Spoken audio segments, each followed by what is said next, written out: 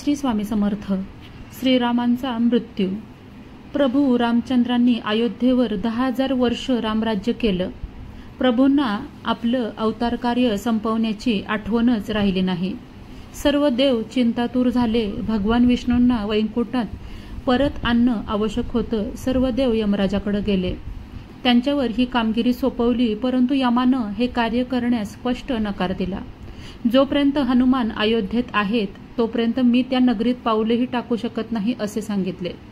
शेवटी सर्व देवांनी ही जबाबदारी काळावर सोपवली आणि त्याने ती मान्य केली. पण त्यालाही हनुमंताची भीती होतीच.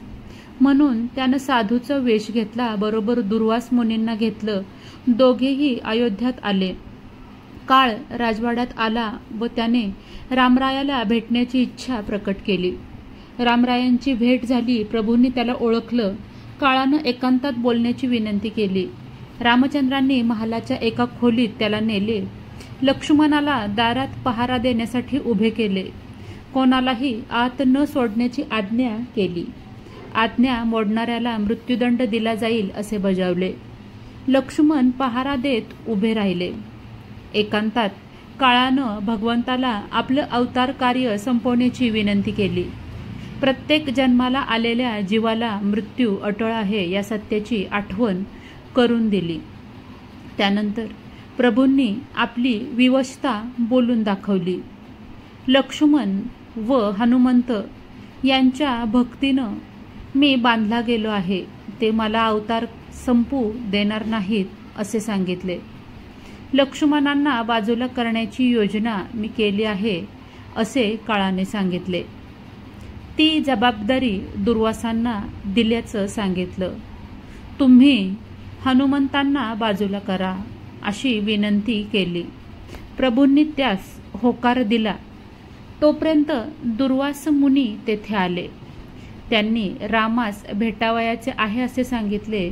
लक्ष्मणानं नकार दिला. प्रभूंची आज्ञा सांगितली, पण दुर्वास ऐकेनात. ते अत्यंत क्रोधिष्ठ झाले. आपली भेट नाकारणाऱ्या श्रीरामास आता मी शापच देतो असे म्हणू लागले. लक्ष्मणापुढं धर्मसंकट उभं राहिलं. मुनींना आत जाऊ द्यावं तर बंधू आज्ञेचं उल्लंघन होईल व मृत्यूदंडाला सामोरे जावे लागेल. नाही जाऊ द्यावं तर पितृतुल्य बंधूंना मुनी शाप देतील. शेवटी लक्ष्मणानं मृत्यूला सामोरं जाण्याचं ठरवलं. रामरायांना विचारून येतो असे म्हणून लक्ष्मणाने खोलीत प्रवेश केला. इकडे दुर्वास गुप्त झाले. लक्ष्मणाला पाहताच रामचंद्रांनी त्याला आपल्या आज्ञेची आठवण करून दिली, परंतु दुर्वास आल्यामुळं आज्ञा मोडावी लागली असे लक्ष्मणाने सांगितले. प्रभूंनी त्याला मृत्यूदंड घेण्यास सांगितले.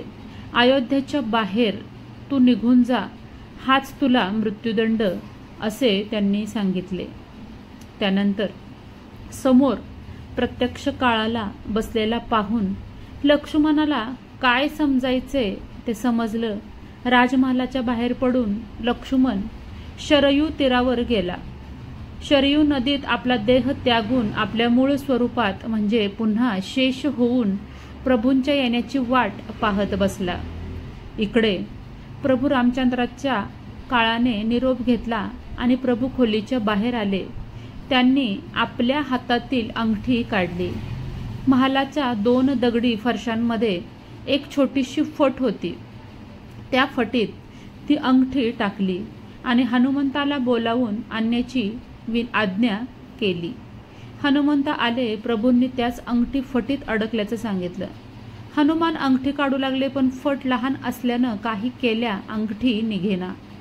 मग हनुमंतानं सूक्ष्म रूप घेतलं व त्या फटीत गेले.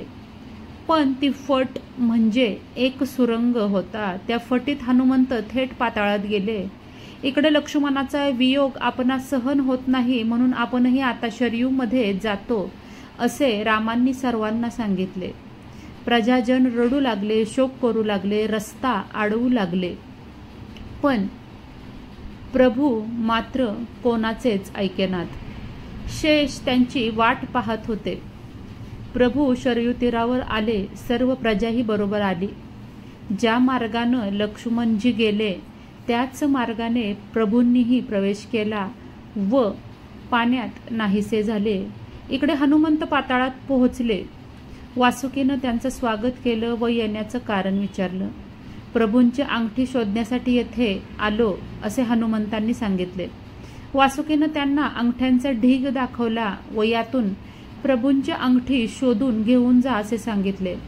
परंतु त्या सगळ्या अंगठ्या सारख्याच होत्या, सर्व रामरायांच्याच होत्या. त्यामुळे मारुतीपुढे संभ्रम निर्माण झाला. तेव्हा खरी गोष्ट वासुकींनी त्यांना सांगितली. आपले प्रभू आपल्याला सोडून जात आहेत हे ऐकून मारुतीराय मनोवेगाने शरयू तीरावर आले.